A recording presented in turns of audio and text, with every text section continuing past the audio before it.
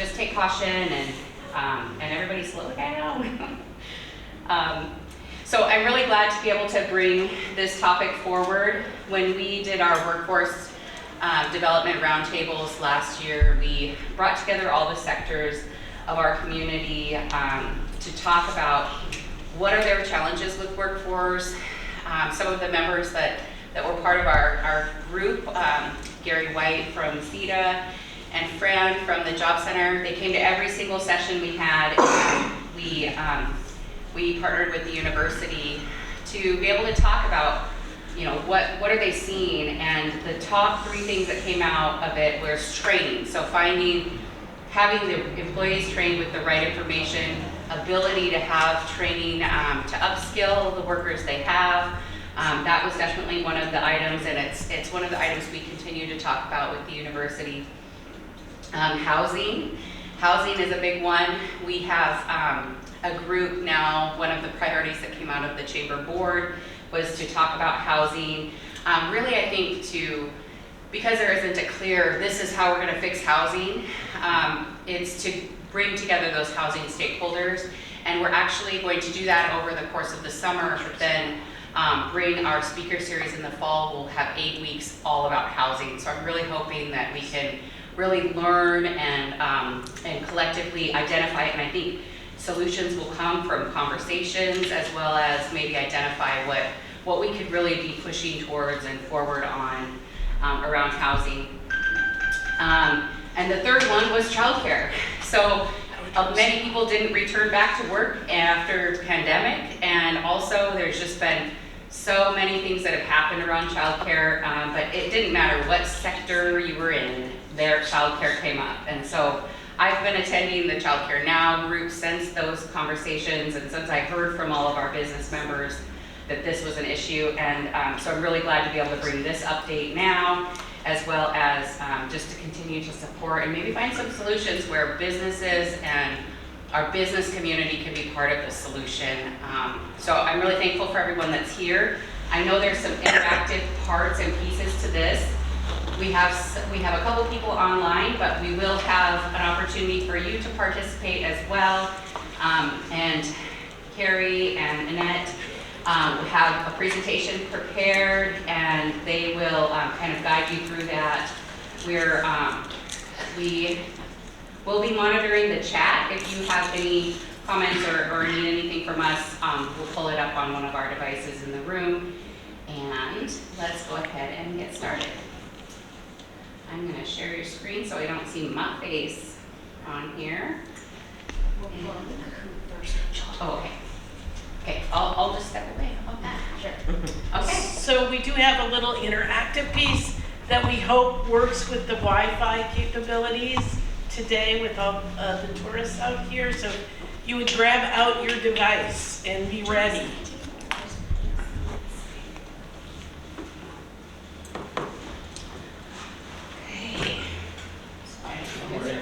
So there are some instructions at the top that you go to www.kahoot.it, and when you get there, it's going to prompt you for the game pin so that you can reach this particular game. And I see that Rachel I'm in. Oh, and Holly are in. You can use the QR code too. So we'll give people a little bit more time to get in, and people online can also participate. All you have to do is go to kahoot.it and put in the pin and then give yourself a name. So we'll give it just a little bit. Pick a fun face too, or does that automatically? I don't know if it automatically, and we'll hope this works.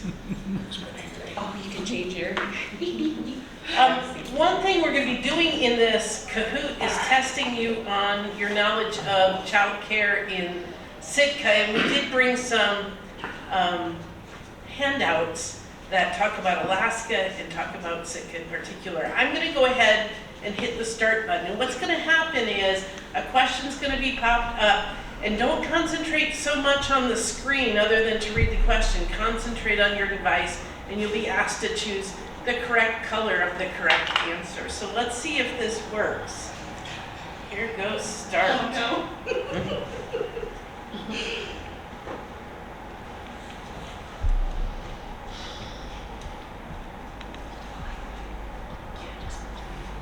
You can change it. Okay. Hopefully scoot around the screen sharing bubble too if you need to. I moved this in. Not really working. You can drag and drop from the green button that says you were screen sharing. I forgot to participate. I can't do it, it wouldn't let me. What? Okay, so 3 people got the right answer. Tied with you for last place. I was. And then It's not working. We believe in you. Hang in there, I said, because I ran out of time. And then, I don't know if I can hit enter, see what happens. Mine's not like working. You have a VPN under? Next in the right, top left, top right. In the top right, there's a Oh, button. next, okay.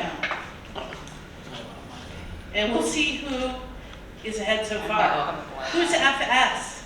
That'd be me. Okay, you're winning so far. And it's not only the correct answer, it's the speed with which you answer. So the correct answer was Wu Qin, was not. Not a child. A licensed childcare. And maybe you can explain what that means, why it's not a licensed childcare. Well, I knew you were gonna put me on the spot, and in the state of Alaska, I'm not 100% sure why Wuching is not a licensed childcare center. Most of the time, preschools have to be a licensed childcare center. Wu Qin's a Head Start facility. So I think that's And their exception. It doesn't really provide childcare. Children go there 4 hours a day, which does permit the parents some options during their day, but it doesn't meet the needs of childcare. Okay, next. Just trying to reconnect.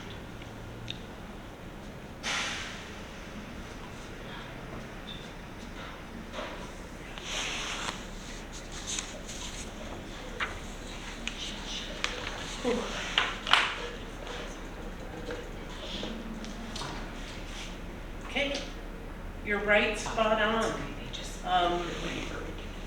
We have a sheet that the group, with Lauren Wild's help, has prepared, and she called up all the child care centers, and she talked about what spots they had for what age, and we determined that we meet the need, we can accommodate 7% of children in 0 to 18 months in Sitka.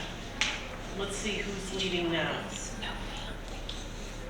You're still ahead. Oh, this will give you answers, but answers to these questions. Okay. This will be a true or false.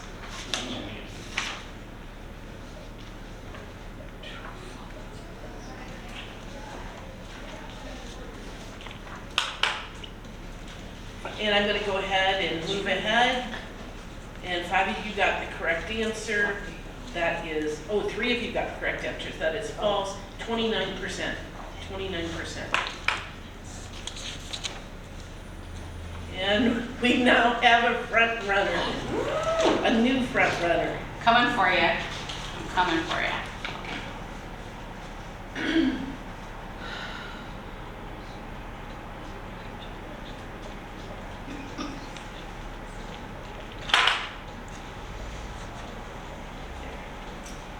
Okay, I'm going to move us ahead. You did. All of the above is the correct answer. When we've done surveys, we've determined that there's a real need for weekend care, drop-in care, and care for children with special needs. And we'll be talking about that in our presentation.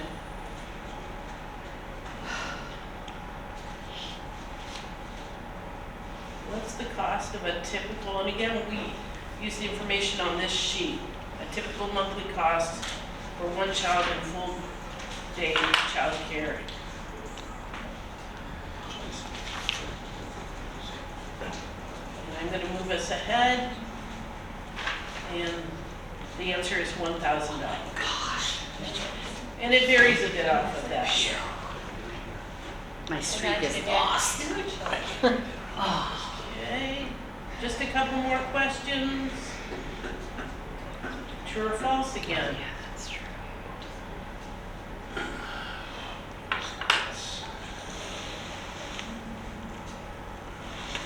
And the answer is true. So I don't know. Did I make a mistake there? Okay. Wait. Yeah, I made a mistake here. The answer is true. So you were all right, but you don't get credit for it. It's okay, it says dust yourself off, greatness awaits, so. Okay, Feel last sorry. question, and then we'll go on to our presentation. Okay. Thank you for participating in this, and we'll see if LW stays in the lead. Oh my gosh. And I don't know the time frame for this. I'm called right now. Okay, and we're gonna skip to the answers. 77% of families. And I can give you an example from last week. I think it was Betty Eliason had some COVID issues. And a colleague had to spend a good part of her week at home, even though, you know, it's the end of the year wrapping up school. So it affects parents and their ability to do their jobs. Okay, I'm gonna pull this up. Bless you. Thanks.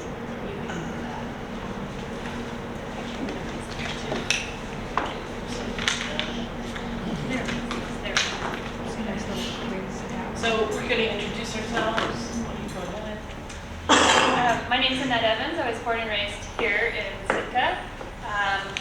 Went off to college and then off to Montana for about 19 years and returned fall 2020. And I am the Ventures Coordinator for the Sitka School District, so that's an after-school program which intends to be full-day care when school is closed, which would include in-service days, winter break, summer. I've been in the childcare industry since I was 18, professionally, I guess, for over 20 years. So my name is Carrie Siegel. I work for the school district. I am a librarian who got stuck in an interesting job these last 5 years, working in early childhood and family and community engagement. And I've been interested to see the impact that COVID and the lack of childcare is directly having on schools. And it manifests in a number of ways. Children that are coming less prepared, and children that are experiencing some behavioral problems because of lack of socialization.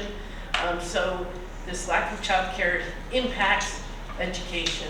And then Lauren, if you'd introduce yourself. My name is Lauren Lyle. I also was born and raised in Sitka. I am a professor over at UAS in the Applied Fisheries program. So I teach fisheries classes and I work with marine mammal research as well. And I am a parent, and I am interested in helping with this child care crisis that we have, and I'm trying to go to these meetings and chip in where I can. The Early Childhood Coalition is a coalition. It's not a formal body. We don't have, we're not a Alaska corporation. We're not anything except this coalition. Currently, this is what the coalition looks like. I put City of Sitka because Melissa is showing up to the meeting, but sometimes it's Amy Ainsley. We struggle sometimes to get representation from Search and the Coast Guard. They kind of come in and out, so we are always working on building the coalition.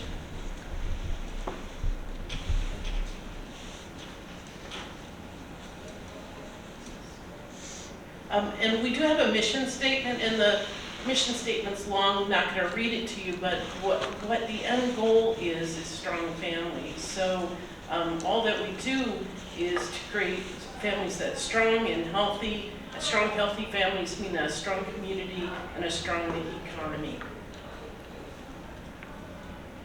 It started, the coalition started in 2018 under the STEPS grant, a grant shared by SAFE and the school district and other entities in Southeast Alaska. And what we did is the first thing that we did is we put out a community survey about early childhood and what parents were experiencing. We had 238 local families respond to the survey. Then we held a number of community cafes looking at the results and also talking about what parents need. And clearly the outcome that was loudest was that there was a concern about the affordability and availability of childcare in Sitka. Now that has been echoed by other entities in town. Sitka Tribe recently put out a child care survey where they surveyed the community about child care needs. The Sitka strategic plan indicated that child care is a great need. The Chamber's own economic summit has indicated that child care is a need, and it's a pressing need in front of all of us. If you talk about the two things that people mentioned about what makes life difficult in Sitka, it's child care and housing. We got a screen sharing issue on the Zoom.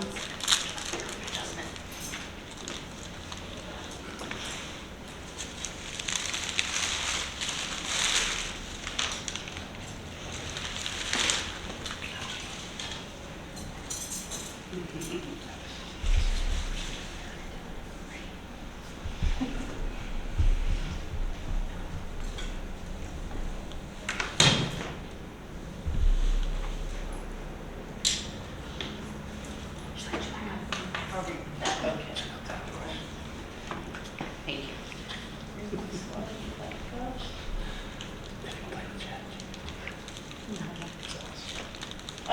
We do have a site, sitkakids.com, and under sitkakids.com, if you go under education and choose the Early Childhood Coalition, you can see it needs some work, needs some updating, but we're working to compile it as a place where we have information, link to Tribe's report, link to the Chamber. We're working on that.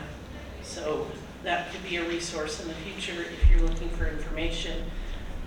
This is one of that early survey that we did of families.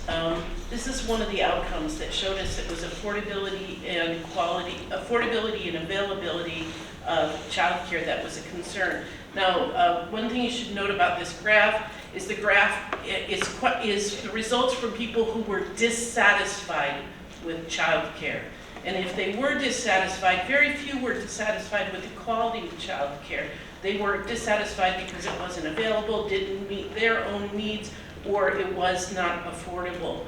Now, this information is from before the pandemic. Very good for Sitka is that we did not experience any closures like centers did across Alaska and across the nation. None of our centers closed. There were occasions when they came close to closing. That was 3 to 5 preschool, and what was that about? Finding staff and retaining qualified staff. So we had, actually all of our preschools were affected by that. And all of them came close to closing or reduced to half capacity. So fortunately, Wuching is operating, 3 to 5 is operating, and Mount Edgecombe Preschool was able to continue operating as well. So anytime a director, there are a lot of temporary closures. In Sitka, we're in the situation that anytime a director is sick or needs a planned absence, that we actually have to close the child care facility because nobody else is qualified to step in. The child cares are not at, most of them are not at capacity, and while I'm going to lump Wuching in, Wuching's an example. Wuching used to have 2 classes of 20 students. This year, which was their first full year after COVID, they have 1 class of 20 students.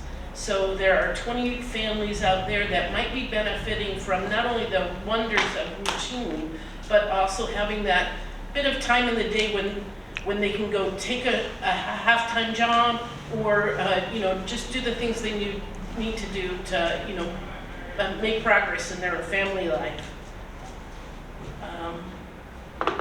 So our 3 goals that came out of all those cafes, we're still talking about the coalition, would be to improve the affordability, availability of child care in Sitka, and you've already spoken but can speak a bit about the need to have qualified staff that you can retain.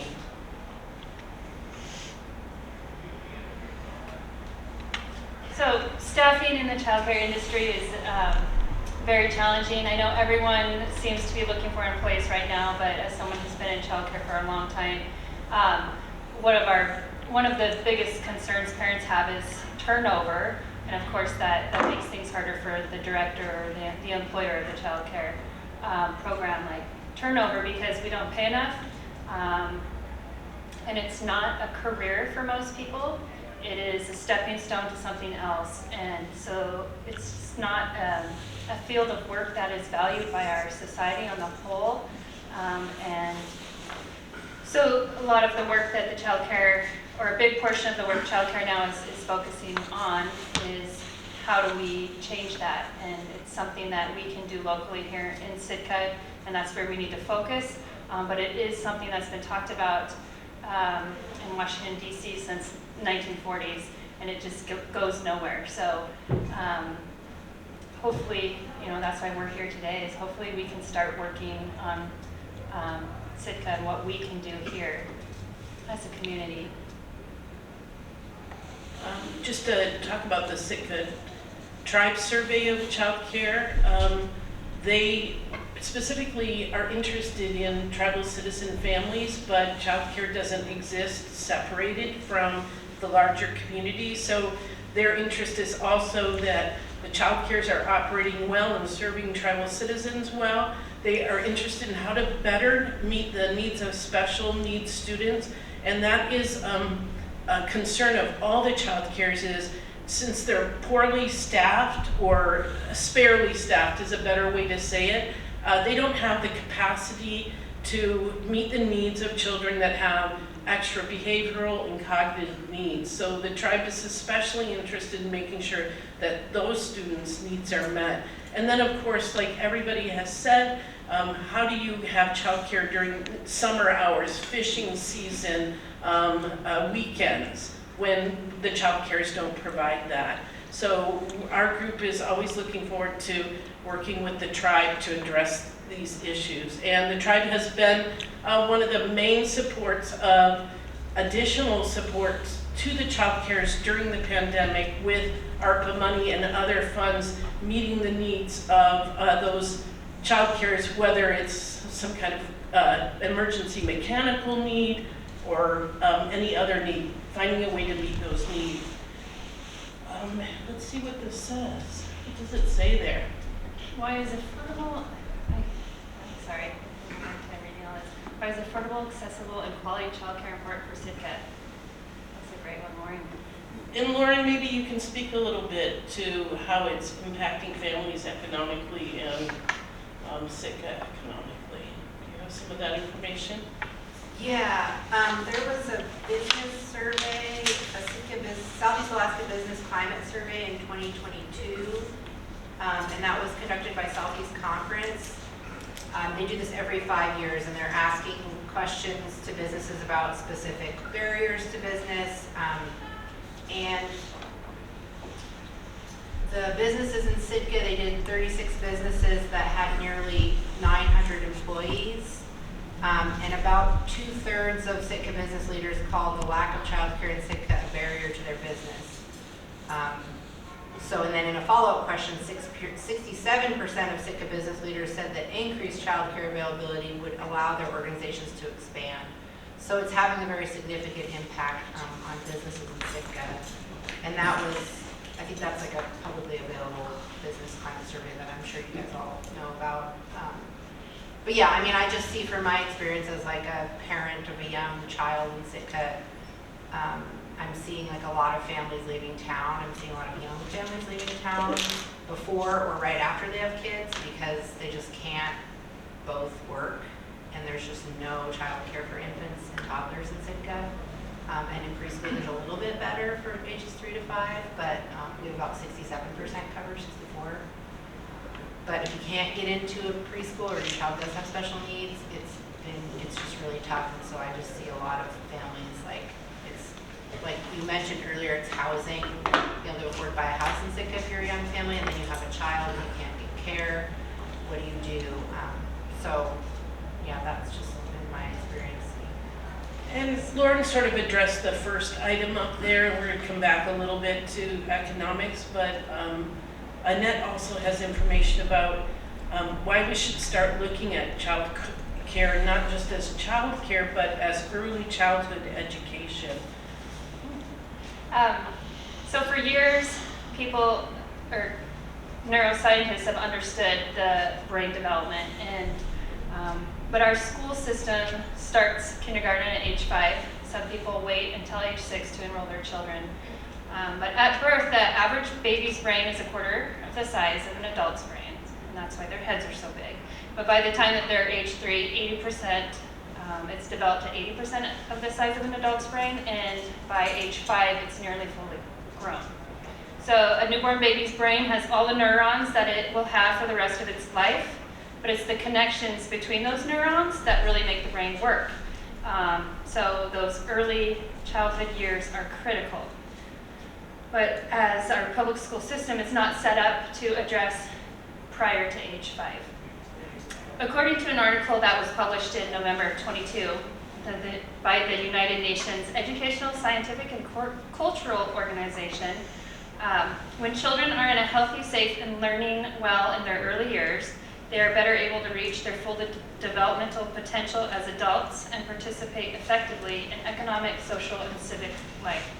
So we have the largest amount of brain development taking place before the age of 6. Some things such as language development, there's a sensitive period of development that takes place, and if you don't address that, if children aren't exposed to that, aren't exercising that before age 6, it's something that can be lost for life. So these early years, 0 to 6, 0 to 8 in some studies, are so critical. They're very fragile. We have the most impact on brain development and human development, but it also has the most negative impact if we don't provide those optimal learning environments, those safe, healthy environments for our children. And in order to do that, we need to be providing for families so that families can operate the way that they need to in our society. It's really come down to a two-income necessity to provide optimally and to live as with the least amount of stress as possible. I'm going to jump in and say, like, we don't exactly live in those neighborhoods we used to where you could count on the neighborhood watching for your child. So we do depend on childcare to meet some of these needs for 0 to 5 development. And I do collaboration with Wu Chin and had the opportunity to listen to a parent talk about how the time in Wu Chin is just helping socialize their child. And maybe it was COVID impacts that were important to this family, the lack of opportunities for families 0 to 5 to meet. And that's a very strong comment in Sitka, is where can the families that have 0 to 5s meet and interact with each other, adults, while their children learn how to socialize. Did you have anything else to add? Well, just entering school readiness, preparing children to enter kindergarten. We have children who are entering kindergarten pre-pandemic that weren't ready, or if you've ever spoken with a kindergarten teacher, they've got this spectrum that they're trying to work with. And then there's post-pandemic or post-COVID, and I don't have the numbers in front of me, but our children were greatly affected. Our kindergartners were not ready for school. So participation in early childhood care and education programs boosts children's school readiness. It reduces the gap between socially advantaged and disadvantaged children at the starting date of school. So if we aren't preparing our children to enter school, we start behind. Yeah. And as I said earlier, some of those critical stages of development are missed. I'm working with school-age children now. I've been a preschool teacher for years, and it's amazing what skills the children I work with today don't have that I was working with my preschoolers in the past. Lauren, did you want to? I guess when I first started looking into this, it was like, why do we have a problem? And I kind of tried to take a step back and say, well, you know, big picture, like Annette said, the public education system starts at age 5. And when you really think about it, that seems to be a fairly arbitrary age, but that's how our country set up the public education system. And back when that was set up, we probably had a lot of single income families where one of the partners stayed home with small children. And that worked. And as our society and our country sort of moved through time over the last few hundreds of years, we are now in a country that we do have dual income families. The mom and the dad work, or both partners work, and you kind of have to, like Annette was saying. And the public education system just like never caught up to that. And that's what I see kind of big picture as being the impetus for why this is an issue. And then when you consider what Annette was saying about how 90% of brain development happens before a child is 6, it really, everything our children are doing when they're in a daycare facility or being babysat is education. It's all, they're learning gross motor skills, fine motor skills, communication, how to deal with their feelings, emotions, like it's all really important. And so to me, I like to think about childcare. I mean, I think people think of it as just babysitting your little kids when they work, and it just, we need to change that narrative to be talking about it as early childhood education, because that's really what is happening with when our children are either at home or at a child care facility or at a babysitter or a daycare center, whatever you want to call it. It's education. And so I think, reducing those negative childhood experiences, having that place for that child to go, this is going to lead to success in school life. Like Annette was saying, they're better prepared for that, and then adult life. And so I see this as like investing in our kids now and early on makes financial sense to the economies of any community or country. I mean, big picture, this should be a nationwide movement, and hopefully is. But because then we're going to be spending less on remedial education, we're going to be spending less on the justice system, everything later on when these kids are adults. That's my quote. That's how I see it, big picture. Oh, I do hope that you, yes. Are you taking questions? Yes, Yeah. please. Okay. Has Sitka ever pursued or, I don't know if it already exists, the idea of having an early Head Start program within the community that provides service to birth to 3 years old? Good question. So, Plinkett Haida Head Start is in the process of communicating with the federal government about programs for, I don't know if it's just next year, but one thing that's going to happen in Southeast is their proposal to the federal government is to reduce the slots for Head Start in Southeast, maybe because there's been difficulty in staffing current Head Start, so we are at reduced, but maintaining the same sort of funding level to better meet the needs of the reduced number that they're serving. There's also talk of starting some early Head Start, but I believe, and I don't know if I'm speaking out of turn and going to get in trouble, but I believe they're looking at it in Juneau at this point.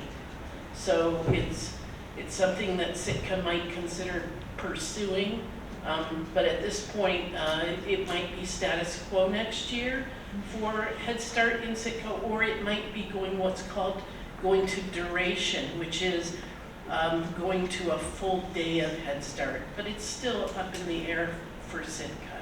And Plinkett Haida runs out of Juneau, and then there's the whole federal component of it. So specifically age 0 to 3, I'll reach out to Jay Notes from STA and find out if they've looked into that or what she might know about that. I have not seen one or heard of one. Because I've actually seen the early Head Start program from beginning to finish at one point.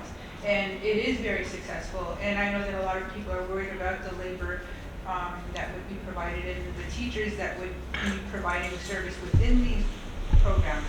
And it's a big question, it's a good question. And one of them was to actually hire the new moms that come walking, or they have new birth babies, 3-month-old babies, but they're really wanting to get to work and provide income to their families also. And so all of a sudden they're being given this opportunity to take care of their baby during the day and take care of other babies and provide an income to their household. And so that's an idea also. I'll follow up too with the school district in our ongoing conversations about Head Start to see if that has been discussed, but I don't know for Sitka if that. Yeah, and even if Sitka tried passes, I would encourage the city of Sitka to talk to Lincoln Kaya, because I don't believe you have to be an enrolled tribal citizen to participate in it, but simply member of the community. You don't have to be, you're right. Currently, I would say of the 20 children at Wuching, and that's, I think, 18 families, a very large proportion are Alaska Native American, and that's a goal with Clinton Haida Head Start, Wuching, but there are also families that aren't.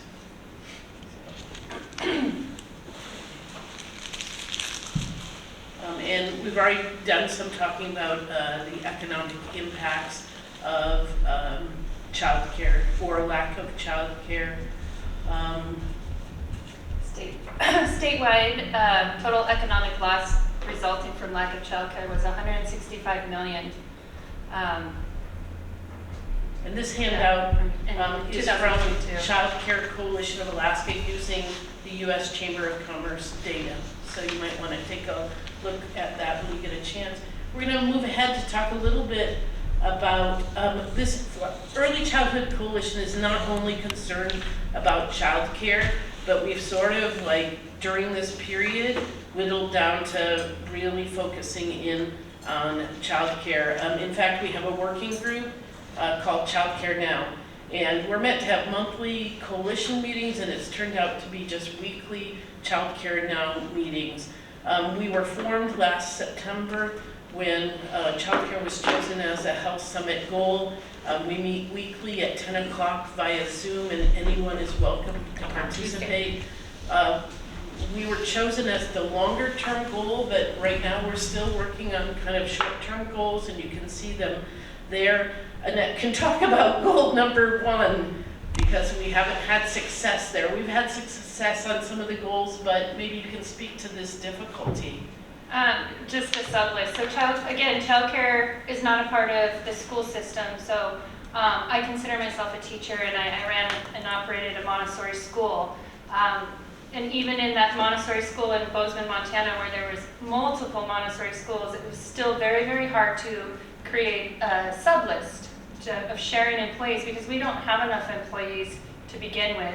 And so then as a business owner, you have to figure out that obstacle and sometimes overstaffing it so that you can pull and inner solutions. So anyhow, I worked on that in Montana for years and was unsuccessful, and have tried to create a sub-list for childcare here in Sitka and have been unsuccessful as well. And it just leads back to that problem: if a director is sick for a day, the child care shuts down. So I've reached out to other child care centers. I have personal time that I need to take off, but sick days, training, we're required to do 24 hours of training annually.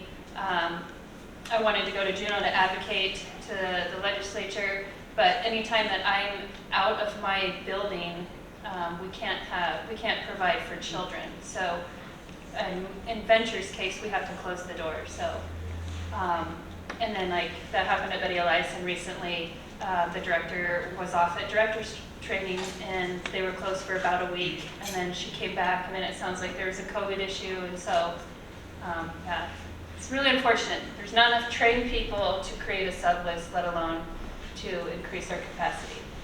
How are we doing on time? I just want to make sure we're good. 12:45, so we have about 15. Okay.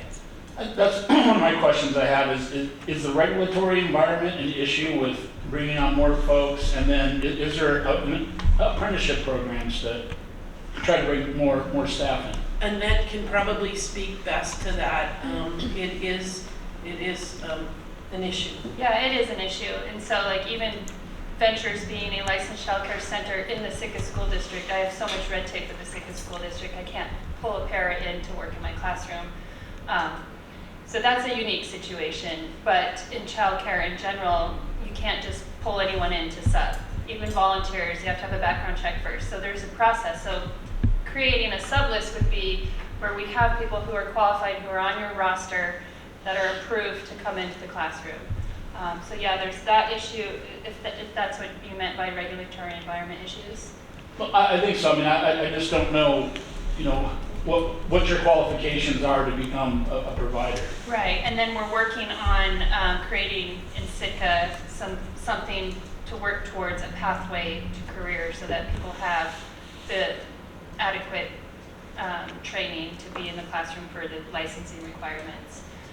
So yeah, there are qualifications that you have to have. So that kind of goes, and maybe you have a comment too, but we did, as a short-term goal, look at the very beginning of the pathway, which is 4-H offered to hold a babysitting class, and at the time I thought, well, does that really get to childcare? But it is the beginning of the pathway, and it should be getting to childcare. And I didn't know if you had some comments about. Yeah, I mean, from the university side of things, I was also interested in that idea of career pathways, and like Annette was saying at the beginning, this isn't a career that people think of. When you're in high school and you're thinking about where you want to go to college, or if you want to go to trade school, you're thinking about you want to be a teacher, a welder, a fisheries professional, a counselor, a doctor, a lawyer, firefighter, a preschool teacher, or an early childhood educator, a teacher in a toddler or infant room is not like something that you think about. And so I kind of looked at it as like, could we set up some sort of certificate training program where students in high school could do something similar to a CNA program where they get these credentials in high school. And there's been other examples of facilities that have done around the state, or around the country, and I've been really looking into it because I work at the university, and even though I'm not in the School of Education, and I can contact these people, and I've been talking to the UAF. Fairbanks has a College of Education, early childhood education program, and they've actually been working with Ketchikan High School and Nenana High School to do credentials with their high school students that are kind of allowing those students to then graduate from high school and think of, I want to work in a child care facility as a teacher, as a job. That might help boost a little bit of what this low staffing issue is. There's credentials called the CDA, which you need to have in order to be in the building if, say, Annette was not there, or the director of WISN. You have to have higher qualifications. But yeah, we're looking at career pathways. I think We do have, shortly we'll get to an opportunity that we're going to know about in June that will help create that pathway. We'll talk about it in a little bit. I'll just quickly go through these. The Coast Guard, if it were a base, could run a child care center, and the Coast Guard on its own is investigating options for the Coast Guard. What they would mean for Sitka might not be all positive. So we need to reconnect with the Coast Guard and see where they are with those investigations. The complaint after COVID where there were just no opportunities for families 0 to 5, and we've had success as a group in reinvigorating those opportunities. The early learning program is probably be bringing back their play group. The library is looking at offering a play group, and then Grace Harbor Church has been offering a play group that will take a summer hiatus. And then number 5 is just, we want to get to the bigger stuff, but I'm going to continue on so that there's more time for questions. Some of the successes we've had in the child care now is we really have encouraged parent voice. So when the city did its strategic plan, we made sure parents spoke up. When the tribe did its survey, we encouraged parents to speak up. We supported the 4-H class, and the thing we're very excited about is Sitka Counseling put in a Community Innovate grant, and if it gets its grant, we'll know June 30, it will have therapeutic daycare provided for 6 students as a pilot, possibly going to 12 by year 2. And what that means is some of those children with the most intensive needs that really don't have places in our current child cares will have a place that meets their needs. And so not only will that help those families, it will help all the daycares with their operations. The other piece will be the funding of a child care resource office, so that when people have questions about, oh, my child's interested in child care as a career, what's the pathway and how do they get going, this resource office will be able to provide information, connect families to resources, and then really importantly, the third facet of this grant would be that they're going to help build the pathway from those babysitting classes to the directors of childcare. So we have our fingers crossed. We thank the Chamber for lending its support towards this idea. 14 other organizations identified themselves either as partners or provided a letter of support like the city did. We think we've done a good job of keeping the issue on the front page, literally on the front page, by showing up at assemblies, talking to the media, doing presentations like this. And then we've had advocacy efforts with both the city and the state. Last year, House Bill 149, which didn't come to anything, but we did get the city of Sitka to lend support behind House Bill 149, and it would have led to a collective voice for child care workers and some funding. Currently, where our fingers are crossed is Senator Bert Stedman has been very responsive to the biggest amount of written testimony that has been received during this legislative budget process has been in the area of child care. And what we're specifically asking is not passing a bill, which we know takes a lot of effort, but there's already funding in the budget. $1 million of Alaska's budget goes directly to child care, and we're asking that that budget change to $15 million. The House didn't pass that, but the Senate Finance Committee put those $15 million in that budget line, and then they presented their what's called committee substitute. It hasn't been passed yet, but it looks like it's likely to pass the Senate. But again, the conversation in Alaska will always come down to the PFD. And on the House side, they want a larger PFD, a one-time grant of money to schools, but it predicated upon dipping into the reserves, the money reserves. The Senate side doesn't want to dip into the reserves, but it wants a lower PFD, and it's when they get together what will happen. I just want to add something that's really interesting and disheartening for me, but interesting, is that what schools and birth to 5 are like in competition. Like when you talk about money from the state. Do we give that to our schools? Well, we give that to our schools, and we're not addressing the 0 to 5. So there's a disconnect from birth to 6, birth to 5, and that's just really unfortunate. And again, that's just something that goes back to history and something that needs to change on a big scale. So yeah, it's a challenging dynamic there. So you can see up there we have an ask of the community, including the Chamber. And we think it's time to convene everybody, because families and daycares can't solve the problem. It's a broken economic system. You can't, if you charge families what it costs to provide daycare, they won't be able to afford it. So it's a community problem. So it's time to convene agencies, governments, nonprofit, search and other large employers, families, the school district, to look at our opportunities. And there are opportunities.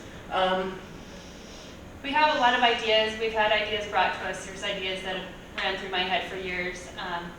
So you brought up something today, and we really appreciate having that. So there's lots of ideas for solutions. Just the bottom line is that it does take money, and it takes a place to host a child care center. And then once you have that child care center, it takes qualified employees. So our two biggest child care centers right now are operating at half capacity because they don't have the staff. So you can build a facility, but I'm going to go back to the workforce. Even if we had another building right now, who's going to be that director? Who's going to fill that position? And then how are we going to retain, or how are we going to get staff and then retain those staff? So I'm just going to talk briefly about what are some of the opportunities. Search expansion means that at the very least there's some space going to be available in the future, and space is an issue with child care because it determines how many children you can serve. There's the sunsetting of the seasonal sales tax. We have partnerships, grants, advocacy opportunities, but it's really time for all of us kind of to get together and see who can do what piece. So let's see if there's anything else in this.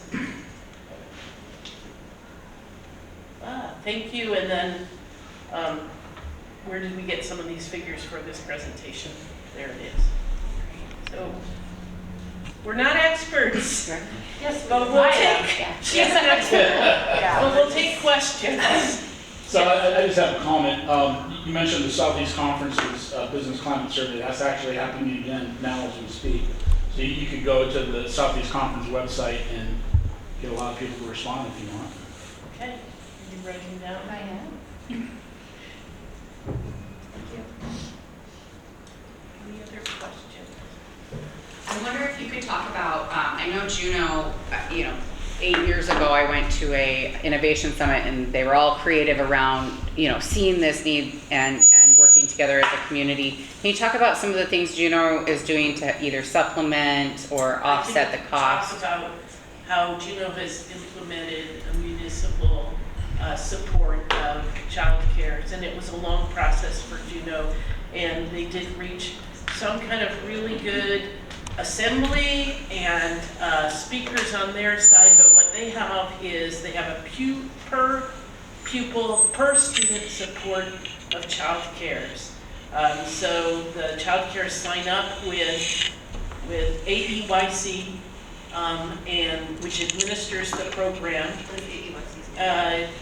The Alaska Education of Young Children. They administer a program where the child cares report their numbers every month, and every month they receive a payment per student. It's $50 per normal, typical 3 to 5 kid.